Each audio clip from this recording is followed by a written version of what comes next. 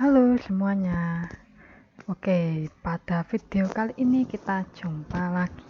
Ya, kita akan belajar mengenai peranan Wali Songo dan pemikir Islam dalam penyebaran Islam di Nusantara. Jika pada sebelumnya sudah belajar mengenai masuknya Islam ke Indonesia, kali ini kita akan belajar mengenai peranan Wali Songo dan ulama serta para pemikir Islam dalam menyebarkan Islam di Nusantara. Penyebaran Islam di Pulau Jawa itu dilakukan oleh para wali yang dikenal dengan sebutan Wali Songo, ya, atau bahasa Indonesianya adalah Wali 9. Nah, istilah wali ini dilekatkan kepada orang yang sudah mencapai tingkatan tertentu dalam mendekatkan diri kepada Tuhan. Selain berperan di bidang keagamaan, para wali ini juga memegang peranan penting dalam pemerintahan. Bahkan, seringkali seorang wali itu berperan sebagai pemberi legitimasi atau keputusan yang dapat memberikan jawaban sah atau tidaknya seseorang untuk naik tahta. Jadi punya pemerintahan juga dalam punya kepentingan juga dalam urusan pemerintahan. Jadi wali ini punya kedekatan dengan raja ya atau sultan sebutannya. Nah, para wali itu banyak yang bertugas sebagai penasihat atau pembantu sultan, terutama pada saat kejayaan Kesultanan Demak. Jadi, kemunculan para wali ini pada saat Kesultanan Demak ya di Jawa. Hal ini yang menyebabkan para wali itu mendapatkan gelar sunan atau susuhunan yang punya arti yaitu yang dijunjung tinggi. Tokoh-tokoh yang termasuk dalam Wali Songo ya karena sebutannya tadi ada Wali Songo 9 wali ya, maka jumlah wali ini ada 9. Antara lain ada Maulana Malik Ibrahim, Sunan Ampel, Sunan Bonang, Sunan Derajat, Sunan Giri, Sunan Kudus, Sunan Muria, Sunan Kalijaga, dan Sunan Gunung Jati. Nah, sejarah mengenai para wali ini sebagian besar masih diliputi kegelapan ya, masih samar-samar sebenarnya ini ya. Hanya beberapa nama di antara wali-wali yang diketahui sejarahnya. Andai kata tahu sejarahnya, tapi sangat sedikit sekali keterangannya. Walaupun demikian, ya cerita atau kisah mengenai keberadaan Wali Songo ini menyebarkan Islam tanah Jawa banyak mendekati kesamaan. Ya, antara lain garis besarnya itu mirip-mirip lah. Nah, berikut penjelasannya. Yang pertama adalah Maulana Malik Ibrahim ya, atau Sunan Gresik. Nah, Maulana Malik Ibrahim ini merupakan tokoh yang berasal dari Arab. Nah, selama kurang lebih 20 tahun, dia berhasil mencetak kader dakwah di Gresik. Nah, beberapa wali itu bahkan telah menjadi muridnya ya. Salah satunya adalah Sunan Ampel. Nah, Sunan Gresik atau Maulana Malik Ibrahim ini dianggap sebagai perintis penyebaran Islam di Pulau Jawa. Ya, salah satu debutnya atau prestasinya yang menonjol yaitu membangun pondok pesantren di Leran. Ya, Leran itu salah satu daerah di Gresik. Ya, kemudian peninggalan Maulana Malik Ibrahim ini beliau mendirikan Masjid Jami Gresik yang ada sampai sekarang. Nah, kemudian yang kedua adalah Sunan Ampel. Oh iya, Maulana Malik Ibrahim ini kemudian meninggal dan dimakamkan di Gresik. Ya, makamnya ada di Gresik. Kemudian yang kedua adalah Sunan Ampel ya. Nah, Sunan Ampel ini mendirikan pondok pesantren di Ampel Dento, ya salah satu daerah di dekat Surabaya. Nah, Sunan Ampel ini dianggap sebagai tenaga penyambung yang melanjutkan cita-cita dan perjuangan Maulana Malik Ibrahim. Nah, Sunan Ampel ini merupakan anak dari Ibrahim Zainuddin Al-Akbar. Nah, sedangkan ibunya itu berasal dari Campa yang bernama Dewi Condrowulan binti Raja Campa terakhir dari dinasti Ming. Jadi ada keturunan dari Cina. Nah, nama lain dari Sunan Ampel ini adalah Raden Rahmat. Nah, Sunan Ampel ini kemudian meninggal dan dimakamkan di Surabaya di daerah Ampel Denta.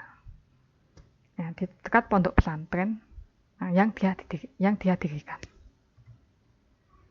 Kemudian yang ketiga adalah Sunan Bonang. Nah, Sunan Bonang ini merupakan salah seorang tokoh yang banyak menaruh perhatian terhadap keseniannya. Salah satu tembangnya yang kondang atau yang terkenal adalah tembang atau lagu Tombo Ati yang masih ada sampai sekarang dinyanyikan oleh Opik. Ya, kalau kalian masih pernah mendengar. Ya. Kemudian Sunan Bonang ini juga menciptakan tembang Mocopat yang berisi ajaran Islam ya. Contohnya adalah Dugma. Ya. Nah, untuk menambah unsur Islami yang ada dalam lagu-lagu yang diubahnya, ya, dia Sunan Bonang itu menggunakan rebab dan alat musik Bonang itu sebagai pelengkap dari gamelan Jawa. Jadi Sunan Bonang ini menyebarkan atau berdakwahnya itu menggunakan gamelan Jawa yang dilengkapi oleh rebab dan bonang sehingga menciptakan nuansa Islami ketika dia memainkan musik. Nah, Sunan Bonang ini merupakan putra dari Sunan Ampel. Nah, yang punya nama lain adalah Makdum Ibrahim. Ya, kemudian Sunan Bonang ini meninggal dan dimakamkan di Tuban. Kemudian yang keempat adalah Sunan Derajat. Ya, Sunan Derajat ini merupakan putra dari Sunan Ampel. Nah, Sunan Derajat ini ya dakwahnya itu menggunakan kegiatan sosial sebagai ujung tombaknya, ya, sebagai ujung dia untuk berdakwah, ya. Antara lain seperti mengorganisasi zakat, infak dan sedekah. Jadi Sunan Derajat ini lebih mendekatkan kepada golongan masyarakat ke bawah. Nah, kemudian Sunan Derajat ini juga menganjurkan hidup sederhana bagi para petinggi pemerintahan di kesultanannya. Antara peninggalan dari Sunan Derajat itu antara lain pesantren Sunan Derajat di Desa Derajat, ya, yang ada di Pacikan Lamongan di pantai utara, ya, di Lamongan. Nah, Sunan Derajat ini punya nama lain adalah Raden Kosim. Ya, kemudian meninggal dan dimakamkan ada di Lamongan, ya. Makamnya ada di daerah Pacikan, dekatnya pesantren Sunan Derajat. Nah, kemudian yang kelima adalah Sunan Giri. Ya. Nah, Sunan Giri ini merupakan keturunan langsung dari Maulana Ishaq. Ya, Sunan Giri ini ya menimba ilmu Islam dari Sunan Ampel. Jadi gurunya itu adalah Sunan Ampel dan kemudian bersahabat dengan Sunan Bonang. Nah, Sunan Giri ini berdakwah dengan menitik beratkan pada pendidikan, yaitu dengan mendirikan pondok pesantren di Giri. Giri itu salah satu daerah di Gresik, ya, yang kemudian berkembang dan menjadi pusat dakwah Islam, ya, untuk wilayah Jawa sampai ke Indonesia Timur, ya, seperti Lombok, terus Kalimantan, Sulawesi hingga Maluku, ya. Nah, Sunan Giri ini punya putra yaitu Sunan Prapen, yang kemudian Sunan Prapen ini dakwahnya itu sampai keluar Jawa, ya, antara lain ke Lombok dan Bima. Nah, Sunan Giri ini punya nama lain yaitu Raden Paku. Sunan Giri ini meninggal dan dimakamkan di Gresik, ya, dekat pondok pesantrennya yang pernah dia dirikan. Kemudian Sunan Kudus, ya. Sunan Kudus ini menguasai berbagai ilmu tauhid. Tauhid itu adalah ilmu tentang keesaan Tuhan. Kemudian fikih. Fikih itu ilmu hukum Islam, ya. Nah, target dakwah dari Sunan Kudus ini kebanyakan seringnya itu dia berada di kalangan penguasa dan priai Jawa, jadi di kalangan bangsawan. Nah, Sunan Kudus ini juga mendapat kepercayaan dari Sultanan Demak untuk menjabat sebagai hakim tertinggi dan panglima militer. Nah, Sunan Kudus ini yang memiliki peninggalan, ya, antara lain Masjid Menara Kudus yang sangat terkenal sampai sekarang, ya, dimana bentuk dari menaranya itu, menara masjidnya itu seperti gabungan ada arsitektur dari unsur Hindu, Buddha, ya. Nah, nama lain dari Sunan Kudus ini adalah Ja'far Shadiq, Ja'far Shadiq, ya, atau. Nah, Sunan Kudus ini kemudian meninggal dan dimakamkan di kota Kudus. Kudus itu adalah kota yang ada di Jawa Tengah. Lalu Sunan Muria. Sunan Muria ini merupakan adik ipar dari Sunan Kudus. Sekaligus Sunan Muria ini putra dari Sunan Kalijogo. Nah, Sunan Muria ini merupakan guru tasawuf yang dikenal pendiam tapi sangat tajam fatwanya. Nah, dia tinggal di tempat yang sunyi, terpencil dan jauh dari keramaian, yaitu di kaki Gunung Muria. Gunung Muria sendiri itu ada di wilayah Kudus, ya. Kudus itu kota di Jawa Tengah, pantai utara. Nah, dia seringkali menyampaikan dakwah kepada masyarakat dari kalangan bawah, seperti golongan petani, pedagang, dan nelayan. Nah, dia juga seorang wali yang menyukai seni. Nah, beberapa lagu mocopat, ya, macapat bernuansa Islam yang pernah diciptakan, yaitu Sinom dan Kinanti. Nah, Sunan Muria ini punya nama lain Raden Umar Said. Ya, Sunan Muria ini meninggal kemudian dimakamkan di Kudus, ya, di Gunung Muria sendiri, dekat tempat tinggalnya. Kemudian ke Sunan Kalijaga, ya Sunan ke-8. Nah, Sunan Kalijaga ini merupakan anak dari Adipati Tuban yang bernama Tumenggung Wilatikta. Guru dari Sunan Kalijaga sendiri, ya dia berguru itu kepada Sunan Bonang. Nah, Sunan Kalijaga ini menyampaikan dakwah dengan sasaran golongan menengah ke bawah seperti petani dan buruh. Nah, Sunan Kalijaga ini dakwahnya itu berkeliling sampai ke luar wilayah Demak ya, dengan menggunakan sarana dakwah yaitu berupa wayang kulit. Nah, dalam artinya Sunan Kalijaga kan menjadi dalang. Nah, ketika dia mendalang ya, mempertunjukkan wayang kulit, alur cerita dan tokoh wayang itu digubah atau diubah ya dengan unsur-unsur Islamnya. Jadi yang awalnya tadi itu wayang itu identik dengan kebudayaan Hindu, kemudian diubah ya, disesuaikan ya dengan ajaran Islam. Ya. Adapun nama lain dari Sunan Kalijaga ini adalah Raden Said. Nah, Sunan Kalijaga ini kemudian meninggal dan makamnya itu ada di Demak.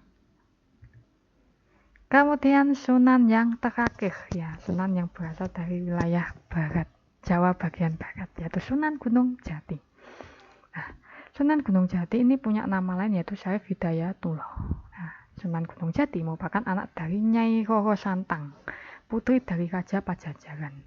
Sedangkan ayahnya itu bernama Bani Hashim yang berasal dari Mesir. Nah, sejak umur belia, dia itu belajar agama dari berbagai negara ya. Salah satu yang penting itu adalah Mesir, ya, dimana negara asal bapaknya berada. Nah, kemudian dia itu pulang ke Muara Jati, ya, dekat dengan Cirebon, dan kemudian mendirikan Kesultanan Cirebon. Setelah dia mendirikan Kesultanan Cirebon dan menjadi sultan di sana, dia kemudian berdakwah, sekaligus berdakwah di Jawa bagian barat. Ya, Sunan Gunung Jati ini tadi kan punya nama Syarif Hidayatullah atau kita kenal dengan nama Fatahillah. Nah, kemudian selain tadi Wali Songo, ya, masyarakat itu juga mengenal pula beberapa wali lokal yang hanya terkenal di masing-masing tempatnya. Antara lain ada Syekh Siti Jenar atau Syekh Lemah Abang, ya, yang meninggal di Demak. Nah, yang wilayah dakwahnya itu di Demak. Nah, tapi dia punya riwayat yang tragisnya. Dia dijatuhi hukuman mati oleh lembaga pemusyawaratan Wali Songo karena dituduh menyampaikan ajaran sesatnya, yaitu tentang ajaran manunggaling kawula Gusti. Ya. Nah, itu dianggap sebagai ajaran sesat oleh para Wali Songo. Kemudian ada Sunan Geseng, itu di dakwahnya di Tirta, Magelang. Kemudian Sunan Tembayat di daerah Klaten. Nah, menjabat sebagai Bupati Semarang dengan nama Ki Pandanarang. Kemudian Sunan Panggung, ya, yaitu putra dari Sunan Bonang yang menyiarkan Islam di Tegal. Kemudian Syekh Abdul Muhsi, ya, di Pamijahan, Tasikmalaya. Kemudian Syekh Abdul Rauf Afan Huri di Aceh, ya. Kemudian Syekh Yusuf di Banten. Kemudian Syekh Burhanuddin di Ulaan di Minangkabau. Oke. Nah, para wali lokal atau ulama telah berjasa menempa ilmu agama Islam di pesantren dan madrasah. Nah, mereka tidak memberikan pendidikan dengan perkataan atau penjelasan saja, tapi juga melalui perbuatan yang dapat dijadikan teladan masyarakat. Nah, para penyiar Islam itu kadangkala berdakwah di mana saja mereka berada, di masjid bisa, ya, di sungai, bahkan sambil menanti perahu mengangkut barang, di perjamuan waktu selamatan, bahkan di padang rumput tempat gembala ternak, atau di pasar tempat berjual beli dan sebagainya. Ya, jadi tidak hanya tempat-tempat formal ketika mereka menyebarkan Islam, tapi juga di mana saja asalkan tempat tersebut nyaman bisa digunakan untuk berdakwah. Nah, ini merupakan peranan dari Wali Songo serta wali-wali yang bersifat lokal. Nah, kemudian kita berlanjut ke peranan pemikir Islam dalam penyebaran Islam di Nusantara. Nah, di samping wali lokal atau ulama, muncul pula berbagai pemikir Islam yang berjasa menyebarkan, membina, dan mengembangkan syariat dan budaya Islam. Nah, sumbangan mereka itu berharga bagi perkembangan agama Islam di tanah air berupa karya-karya tulis. Nah, beberapa pemikir Islam tersebut adalah ada Hamzah Fansuri, Nuruddin Aghaniri, dan Bukhari al-Jauhari. Yang pertama adalah Hamzah Fansuri. Hamzah Fansuri ini merupakan pemikir Islam aliran tasawuf Qadiriyah yang hidup pada masa pemerintahan Sultan Iskandar Muda. Nah, Hamzah Fansuri ini mendapat perlindungan dari Sultan dalam menyebarkan ajarannya. Ya, dukungan ini kemudian memberi dorongan Hamzah Fansuri untuk melahirkan karya-karya tulis bernuansa Islam.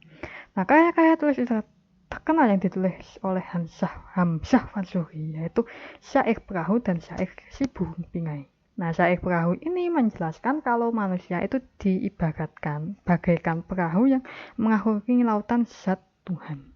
Untuk menghadapi segala bahaya yang diaurinya, ia harus punya bekal tauhid dan makrifat. Sedangkan syair Si Burung Pingai itu menjelaskan kalau jiwa manusia itu disamakan dengan seekor burung yang merupakan zat Tuhan. Agak sulit ya penjelasannya memang. Ya, namanya juga sastra. Ya. Kemudian Nuruddin Aghaniri. Nah, tokoh ini hidup sezaman dengan Sultan Iskandar Muda. Laki-laki berasal dari Aceh ya. Menurut para ahli, ia berasal dari daerah Ranikh atau Khandaq di Gujarat, India. Pada masa kekuasaan Sultan Iskandar Thani, ia tampil sebagai tokoh Aceh yang dihormati. Nah, atas perintah Sultan, kemudian dia menyusun sebuah kitab yang diberi judul Bustanus Salatin, atau kalau diterjemahkan yaitu Taman Raja-Raja.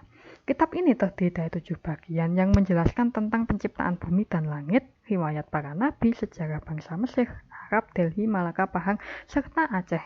Nah, kitab ini juga menjelaskan tentang raja-raja dan pegawai-pegawai yang mempunyai sifat adil, cakap, dan soleh. Lalu ada Bukhari al-Jauhari. Fotonya tidak ada ya, hanya ada karyanya. Ini pun karyanya yang sudah disederhanakan untuk mudah dipahami oleh pelajar. Bukhari al-Jauhari muncul pada masa pemerintahan Sultan Alauddin Hidayat Shah di Aceh. Laki-laki berasal dari Aceh. Nah, Bukhari al-Jauhari ini berasal dari Johor, atau sekarang adalah Malaysia. Nah, tahun 1603 ia berhasil menyelesaikan karya tulis berjudul Tajal Salatin, atau kalau diterjemahkan adalah Mahkota Raja-Raja. Kitab yang terdiri dari 24 bab ini berisi ajaran dan petunjuk bagaimana cara seseorang mengenal dirinya sendiri, bagaimana orang mengenal Tuhan sebagai pencipta alam semesta, dan bagaimana orang-orang mengenal dunia dan kehidupannya. Ya, itu tadi penjelasan mengenai peranan Wali Songo, ulama, dan para pemikir Islam dalam penyebaran Islam di Nusantara. Terima kasih sudah menyimak. Sampai jumpa di video yang selanjutnya. Thank you.